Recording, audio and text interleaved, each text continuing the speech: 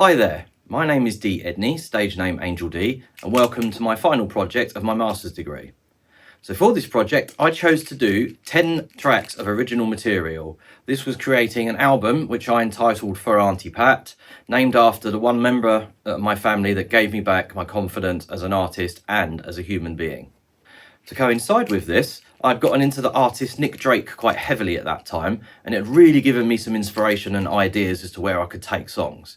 So, acoustic guitar in hand, I would sit in my garden, finger pick away, and come up with ideas that I could then record to my iPad to take away, listen to, and then maybe write the lyrics while I was out and about and had time to kill.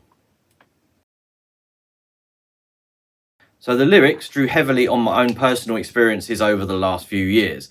So some examples of that was the first song, It's Not My World, was based upon a friend of mine who really didn't like to be out in civilization and liked to spend his time in the woods and with nature by the fire. Kelly's song was about another friend of mine who sadly had lost all three of her dogs of old age around about the same time, and she was also very, very unlucky in love. And then Benji's song was more personal. It was written about missing my home and my cats, because I don't get to see my cats as much as I really would love to. And also Sunsets is about loss and also dealing with the losses that I'd been through over the last few years. To help me with the arrangements on the songs, I looked to my fellow course mate Matt Crawley, as he had experience in working on soundtracks for films. So at this time I thought, Nick Drake had Robert Kirby, I could have Matt Crawley. He agreed, and I sent him all my demos of the songs I'd written so far. He listened to them, and he chose 6 of them, which he would write the arrangements, and then they would also be submitted for him to his master's course. So I would give him the demos with the guitar and the voice, and he would sit at home, put that in Logic, and write the orchestrations and arrangements over the top. And after that, we would work together here in the studio until we were both happy with the way that they sounded.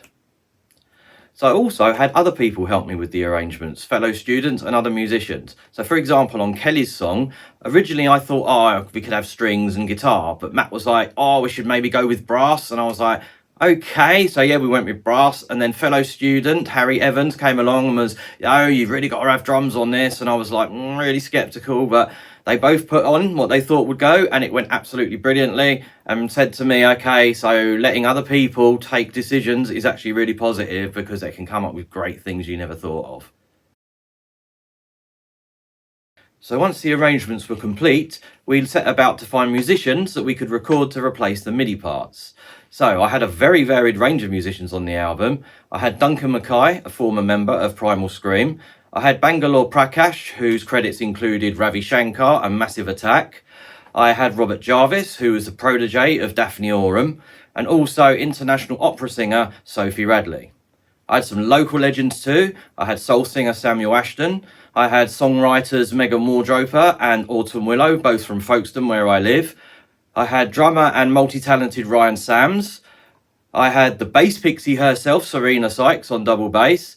I also had fellow CCCU students on the album, such as the amazing singer Lou Cotton, the wonderful cellist Alex Thorne, and also, of course, Matt Crawley, who played many, many instruments, and between us, we made full use of all of the facilities and equipment here at CCCU.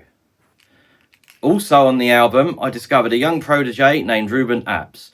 Now, Ruben could just play any instrument you could imagine, and I played him some of the songs, and he just seemed to know exactly what instruments needed to go on there. So he brought along a bag of instruments and set about to put instruments on many different tracks, which really helped me complete some of those songs that just had a few holes in, and he was very, very, very instrumental on the final creation of that album. So bearing all this in mind, I wanted to make sure that everybody on the album was compensated in some sort of way.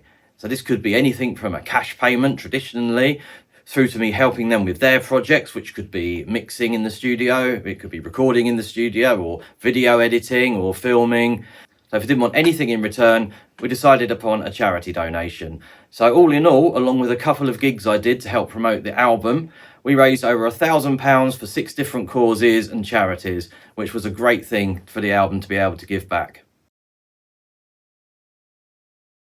So with all of these musicians on the album, we had quite dense material. So with this, we needed to use a technique called track spacing.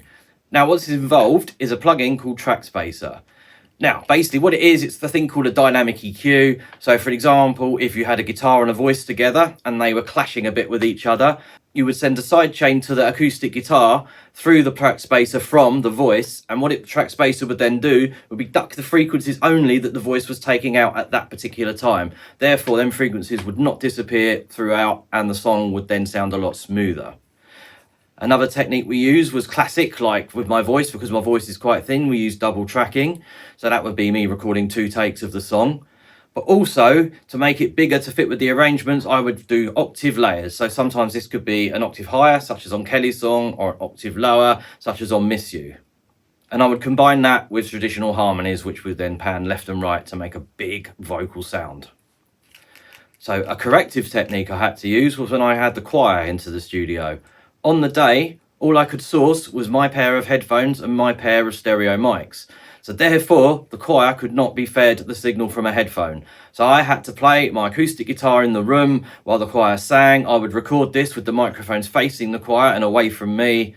And after that, I would go into Logic and I would import that recording and use stem splitting tools to be able to split the acoustic guitar and the vocal apart. So therefore, I would delete the acoustic guitar and all the choir vocals would be the only thing left, which I could then bring back into the project. And that was the only way round fixing that.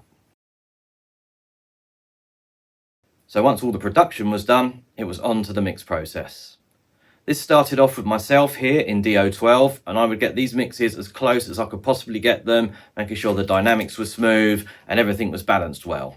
I would then pass it over to Sebastian Memont of Subliminal Productions, who would then take it into his studio, and he would get the mixes finer and more commercial, and he would look at the frequency range, and he would put in small synthesizer sounds possibly in the bottom and the top end of the track to make sure we had a real 2020 sound.